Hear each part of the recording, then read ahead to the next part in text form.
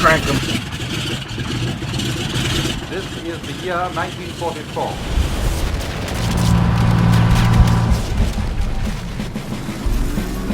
The free men of the world are marching together to victory. 195 days of combat.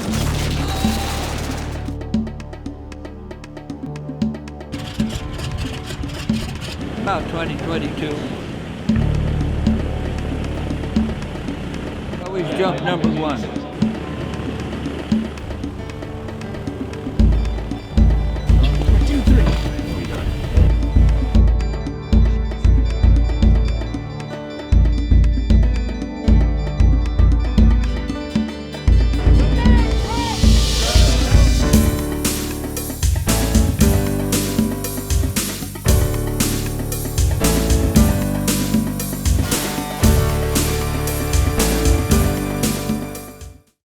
Out at sea in the dark, the greatest armada the world has ever seen was steaming closer to the enemy shore.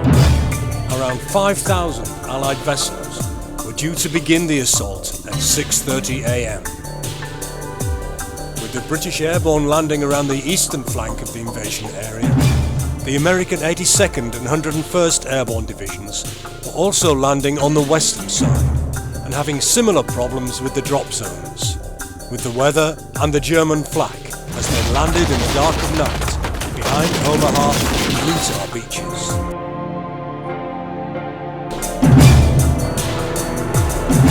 Some of the troops came in by glider.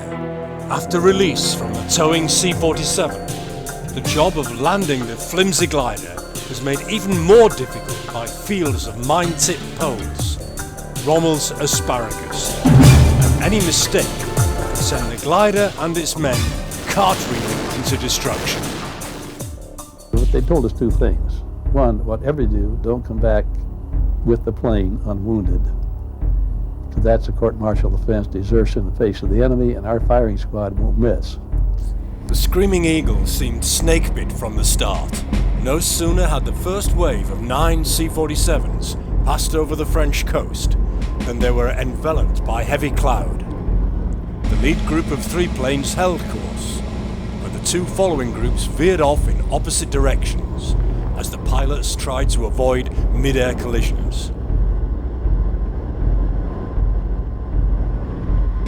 The formation disintegrated completely.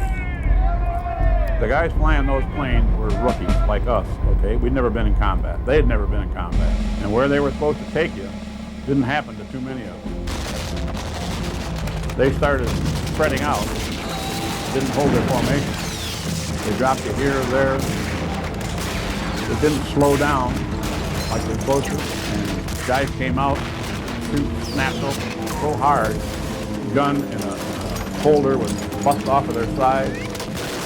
They're often lambasted for the misdrops that happened on D-Day. You actually look into the reasons why the misdrops occurred and actually begin to look at it from a pilot's perspective as opposed to the airborne soldiers on board, then a lot of what happened that night can be explained. And I'm looking out of the door, looking ahead, and I can see fires burning on the ground, and I yelled to the troops, we're in great shape, the Air Corps has bombed hell out of things, the houses burning up ahead of us. I didn't realize till the next day that those weren't houses, they were planes from the serial ahead of us. All of a sudden, that was the emptiest cabin I ever saw in my life. Even the crew chief was gone. You crouch, and you put both hands outside the thing, and you kick out with your right leg. I did have a battle cry when I jumped in Normandy. It was, oh shit. They were tasked to take the ground, stop the Germans from flooding the area, keep the causeways over the marshy area open, and deny German reinforcements access to the beaches, so that the 29th and the Big Red 1 infantry groups could land on the beach and not be bottled up in a killing zone. The confused landings and subsequent fighting became the stuff of legend. And I heard of Germans coming down the street. I thought, oh Christ, I've had it. And I turned around and there's nobody there. They had to deal with hedgerows, unknown country, and drainage ditches like this. Some of these proved deadly. especially at night when you didn't know where they were going. Veteran 101st paratrooper Tom Rice jumped into the Content Peninsula Normandy on D-Day. As Tom had boarded the plane in England on the night of June the 5th, 1944, he was not sure if he and his 12-man stick really knew what was waiting for them on the other side.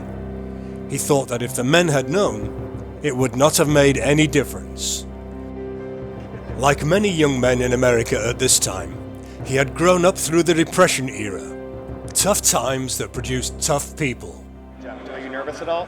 Oh no, they're not shooting at us this time. That makes it much safer. Training at Fort Benning was rigorous, both physically and mentally. The art of parachuting troops from aircraft into conflict was still evolving. Lessons learned by the regiment in North Africa and Sicily were hurriedly put into practice, and the airborne troops became the tip of the spear that thrust into occupied Europe. Well, I honor those who didn't come back, who were wounded, who walked away from it, who are deceased. Those are the guys who are the heroes. I'm a risk taker. About 2022, about 195 days of combat. 2 combat jumps, 4 wounds. I came from a city that was all Navy, Coronado, California. I always jumped number 1, and I stepped out and got hit with a prop blast, and my armpit got caught in the lower left-hand corner of the door. So I swung out, came back and hit the side of the airplane, swung out, came back, and I turned just enough to get my arm loose. I had a brand new wristwatch I bought. $285, it got stripped off. Probably some good Frenchman got it. The jump altitude was 750, but I jumped maybe 500. So I was in the ground a couple oscillations, and that was it. I didn't get hurt because I had so much equipment on me.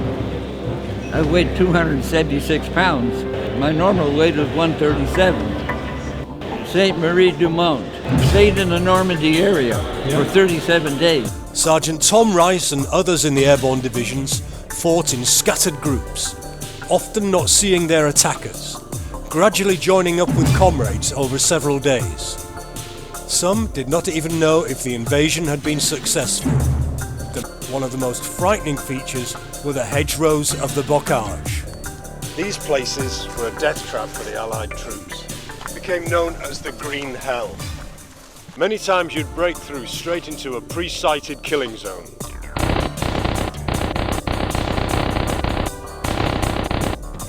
We got to the point where they're picking up more and more men, and every one of them would ask, "What's your plan?" Much of the American paratroop action centered on the town of St. Mary-Glise, which has become the spiritual home of the airborne divisions. Many of the 82nd Airborne, who had been based at Quorn in England, fought their way into St. Mary-Glise. 220 of them died in the area, and many more were wounded in the battle, as the town was taken, lost and retaken several times. Some of the unfortunate paratroopers got hung up on these trees here, and they were machine gunned as they swung to and fro in their parachutes. And these trees are preserved as a memorial to those men who fought and died in the early hours of June the 6th, 1944. The men of the 82nd and the 101st had a hell of a battle, both from in the centre of town and from those outside, converging on their objective. Street fighting was intense, with paratroopers jumping in and out of doorways as they worked their way to the centre of town. Some of the town still bears the marks today, but after a few hours, St. Mary-Glise was in American hands. It was the first small town to be liberated in France. As Allied airborne troops began to take their objectives on both flanks, 5 miles out to sea, the battleships opened fire on German defences, and Allied bombers pounded the 60 miles of coastline. And the invasion fleet approached the beaches. The invasion came literally out of the blue, filling the sea and the air with an overwhelming force of impending doom for the German defenders. But the 5,000 vessels of the approaching fleet and its anxious men were facing a formidable array of obstacles as they got closer to the beaches in the early morning gloom.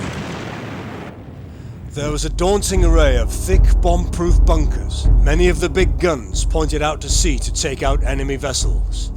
Others were sighted along the beaches to shell the enemy from the sides if and when they landed. These guns at Long-sur-Mer caused many casualties on British and American beaches. But the naval guns out in the Channel, once they were accurately zeroed in, started to wreak havoc with these installations. It must have been hell inside here. When the landing craft ramp dropped, the first wave of troops were pre-sighted sitting ducks. The landings on the 3 beaches in the British and Canadian sector went better than expected. The experimental armour of Percy Hobart's funnies and the DD tanks helped the Allies here break through the hard crust of the beach defences. The overall number of men killed on Sword, Juno and Gold in the 24 hours of D-Day was almost 2,000. Sighted close to Omaha Beach, Point du Hoc had been identified as a high-priority stronghold by American top brass. The big guns there had to be neutralised if Omaha and Utah beaches were to be taken. The US Rangers, who courageously climbed the steep cliffs and assaulted the positions, were disappointed to find that the guns had been removed half a mile inland for maintenance. Nevertheless, they had achieved their audacious mission. Or had they? Colonel Rudder has a monument to the Rangers and himself here. He has since been lauded as the model Ranger soldier. It was a fantastic military feat, but something wasn't quite right about what happened just after.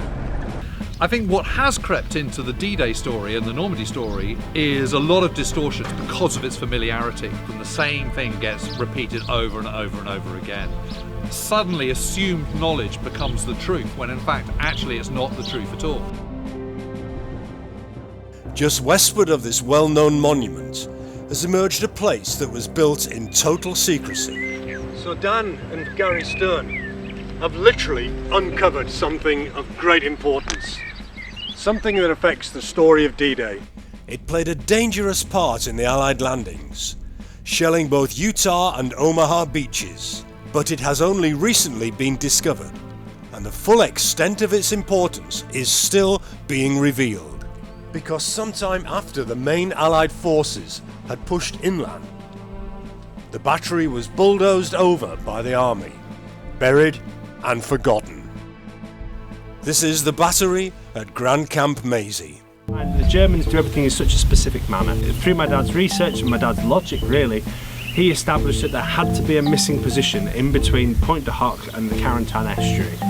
And he discovered in a guy's kit he bought in Louisville, Kentucky, and in the pocket was a big bundle of maps. One of the maps had this stretch of coast marked on it, and on it was a cross-hatched area with area of high resistance. Rummaging through the bushes, and they discovered they were stood on a platform of concrete. Now their initial thought was that it was the floor of a building, and it was only when my dad tripped over a chimney that he thought, aha, we're stood on the roof here, we're not on the floor. This is just one of the many bunkers that have been discovered.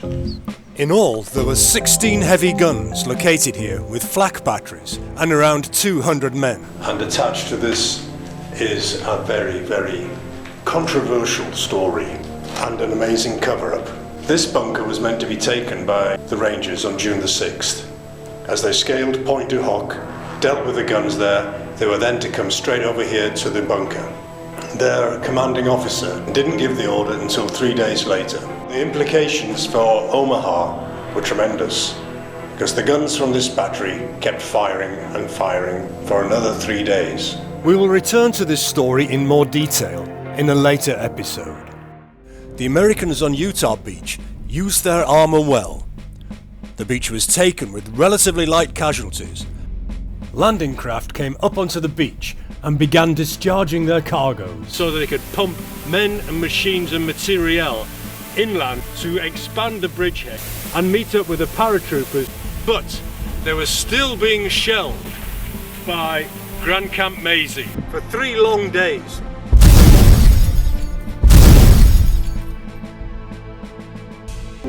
I landed here at Utah Beach, attached to the 4th Division, the 4-leaf clover.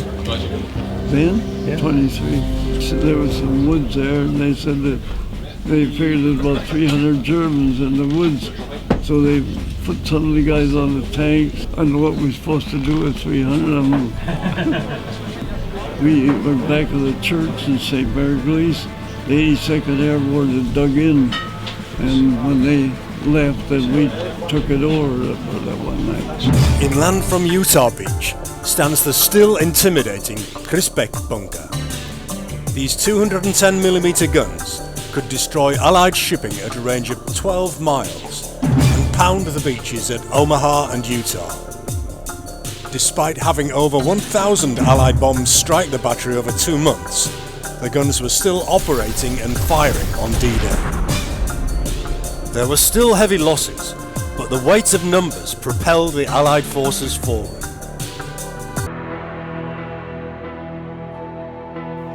Between the Americans and the British sections on the eastern side of the Vera estuary was Omaha Beach. 75 years ago there were no trees, there was no cover, it was all mown down to give clear fields of fire. Seen from the air, its crescent shape, edged by rising bluffs, makes it easy to see how the Germans had made good use of this natural defensive position. This was an open killing ground. The men of the Big Red 1 and the 29th Infantry Divisions growling through the choppy seas in their small landing craft were wet, cold and seasick. They watched in awe as their air force streamed overhead, dropping hundreds of tons of high explosives onto the enemy positions. What they didn't know was that the bombs had fallen too far inland and by and large missed many German positions. Also, the craters they were supposed to make in the beach to provide additional cover were made instead in empty fields inland. When the small craft of the first wave got closer to the beach, the big guns zeroed in on them and blew several out of the water. The carnage was just beginning. Everywhere you looked, as far as you could see, floating in the water were bodies. That's the first time I had ever seen anything like that, and I didn't want to see anything like that. But that's how it was. When they opened that gate, we knew that was war, and that was it. I mean, that's what you were going to do there. The duplex drive tanks had launched at 5,000 yards. The command Floaters 5000 saw the ungainly machines waddle down the ramps into the choppy sea. The Omaha incident was quite a disaster because the tanks were pushed off course by the currents and the strong winds, and when they turned to go back to their beach, in fact they went side on to the waves. They didn't just go down because of the sea, they went down because they turned. The first wave had no heavy weapons with them to tackle the formidable strongpoints.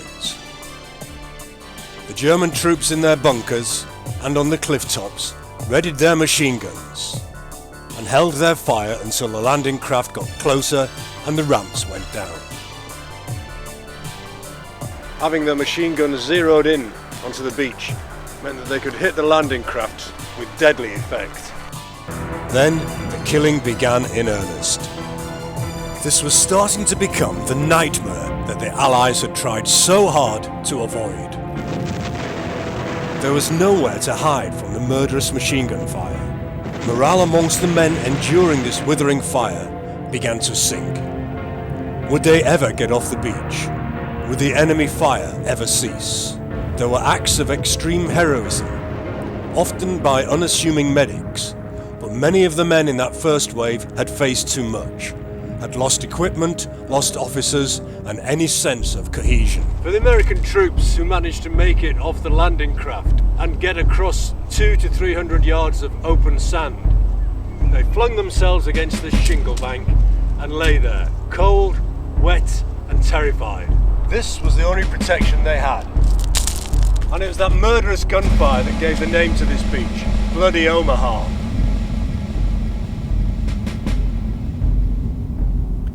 Some of the 2nd Battalion of the 16th Infantry had landed near Colville, further east, and crossed the beach with very light casualties, and began working their way around the rear of the German defences. In a bold departure from the original plan, 8 American and 3 British destroyers broke from their positions and sailed up and down, dangerously close to the shore, using their guns against the enemy's strongholds. Almost 4 hours after the initial landings and the subsequent waves, General Giroux, 10 miles offshore, received a message from Colonel Talley on the beach.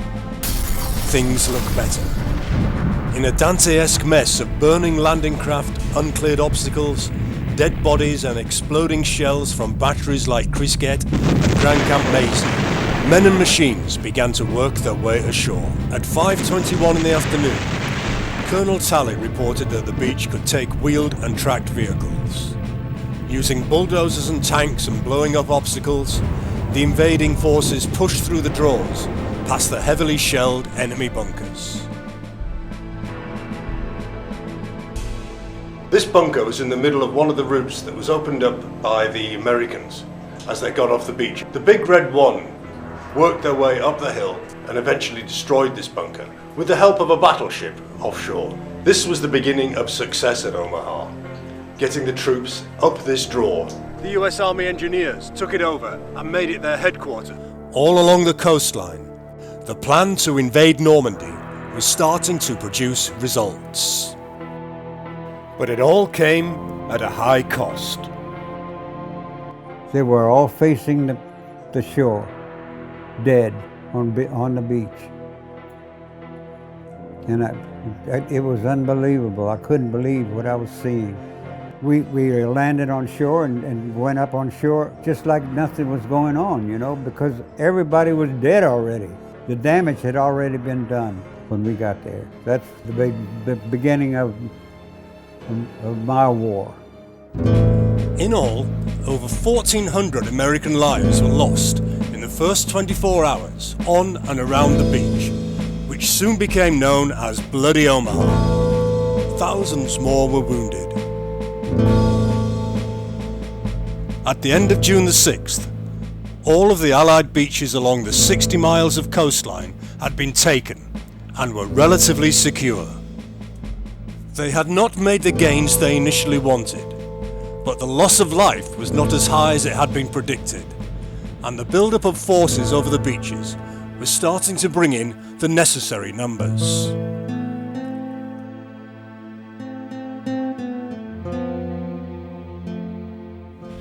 I think there is this sort of urgency because the veterans are slipping away, that there is this sort of renewed interest. On the 75th anniversary of D-Day, there were many ceremonies, and as many veterans of the campaign who could make it. Supported by friends and family, they came, perhaps for the last time, to lay flowers, pay respects to fallen comrades, and remember this titanic battle. And remember, we have that freedom to stand here today because of their efforts. No mission too difficult, no sacrifice too great, duty first, victory.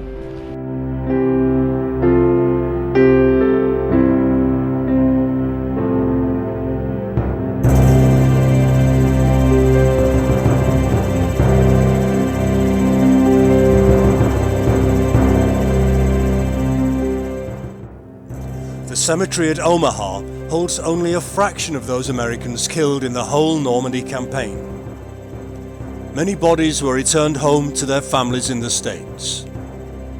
Others died of wounds after being shipped back to England and remain in the American cemetery near Cambridge.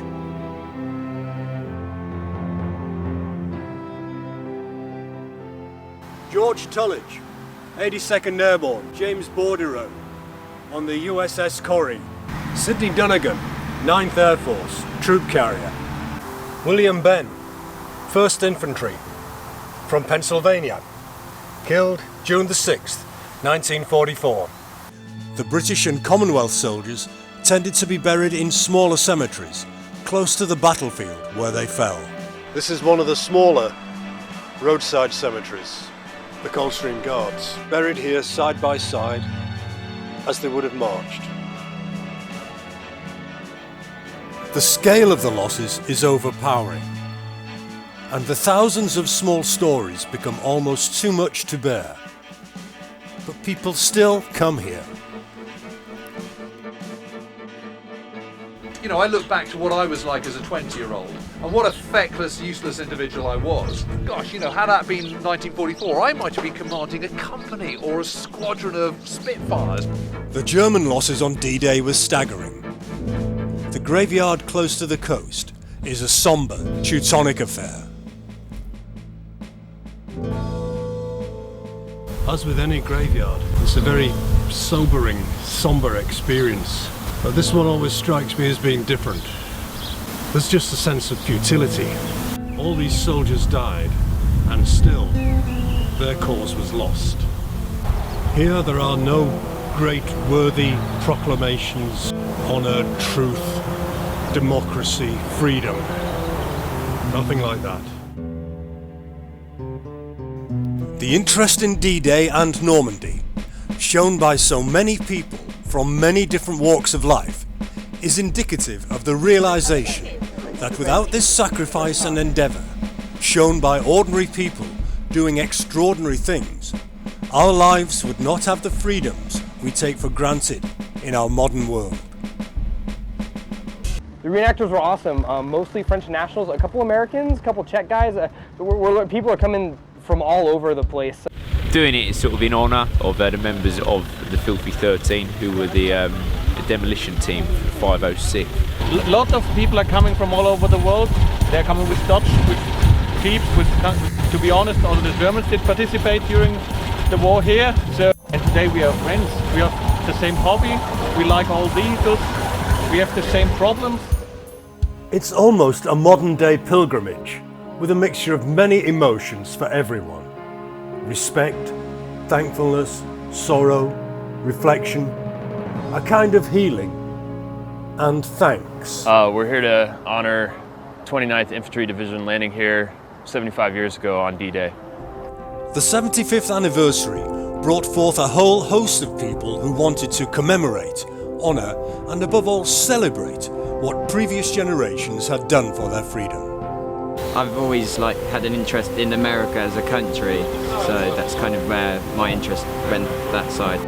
Ordinary people, not just politicians, who wanted to connect with what other ordinary people of another time had done.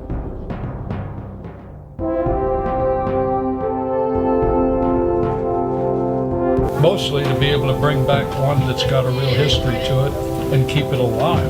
That's the important thing. They didn't fly D-Day. You're doing the actions at the same time. It really connects to you. Incredible atmosphere in Normandy, having a party of this sense of freedom and liberty. You know, anyone could go anywhere they wanted, they could do whatever they liked, they could drink, they could shout from the rooftops. That freedom was so hard fought for back in 1944. And it's really important that we don't forget that when this greatest generation does finally slip away. And it is possible to see a lot of this arsenal, you know, of Sherman tanks, of guns, of trucks and jeeps. You know, people lovingly restore this stuff, and you can see them motoring around the streets of Normandy at the moment. And I suppose the more visible it is, the more it's going to reach more people, and the more people are going to have their interest sparked by this. The numbers of veterans are dwindling now, health deteriorating, but not the spirit. For many, it's a sombre reflection that the artifacts of war will soon outlast the human participants. As we prepare to leave it now, the Battle of Normandy will officially last another 80 days. And they were moving out before us, you know. The Battle of the Beaches is won, and the bridgehead in Europe established. But the journey to liberation and freedom still has a long way to go.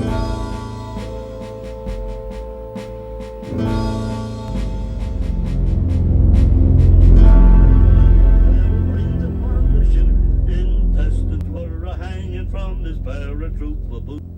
They picked him up, still in his chute, and poured him from the booth. He ain't gonna jump no more. Gory, gory, what a hell of a way to die.